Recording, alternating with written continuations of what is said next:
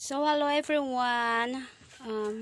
Samahan niyo po kami sa pagre-repack ng sibuyas. So, nakapag-repack na po kami at 7 kilo po yung dinala ni Mare kanina, no? So, hinilala ko niya po yun at ako ay nagsisimula ulit magre-repack.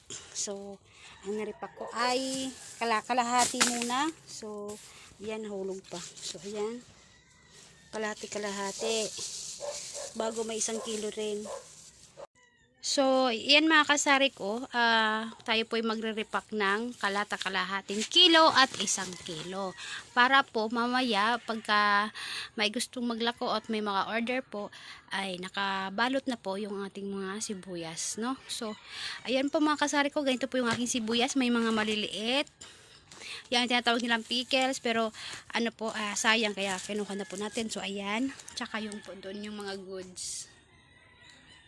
So, antay mamaya pag uwi niya, kung pag naubos po yung kanyang paninda, so may naka-repack na po tayong sibuyas. So, ayan po. Bali po 100 po ang bigay ko sa sibuyas, 1 kilo. Ang kalahati po ay 50. So, ayan, binibinta ni Mari ng 120 at ang kalahati naman ay 60. So, may tubo po siyang 20 bawat kilo. So, ayan. Para pag may pumunta po dito, may nirepack na po tayong tagi 1 kilo at kalahating kilo na sibuyas. Para po mamaya, diretso na po yung pag-angkat po nila at pag-deliver po o may mga naka-order na po sa kanila. No?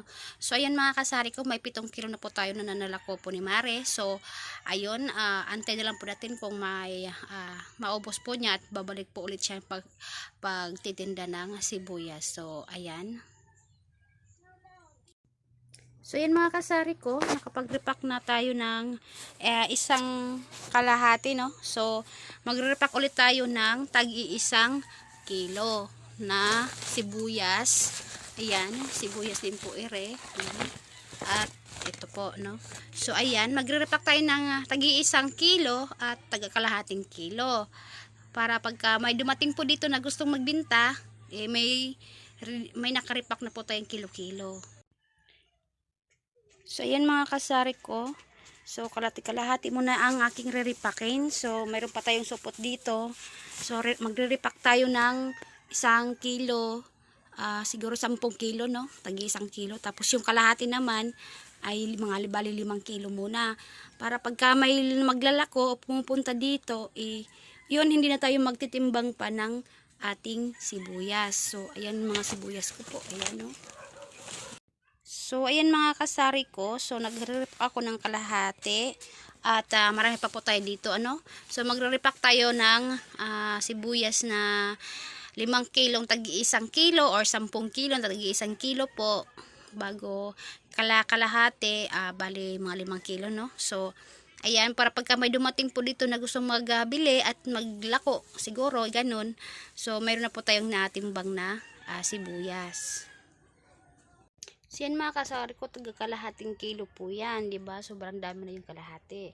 Kasi po, ang timbang ko po ay kalahati at may 1 gramo, no?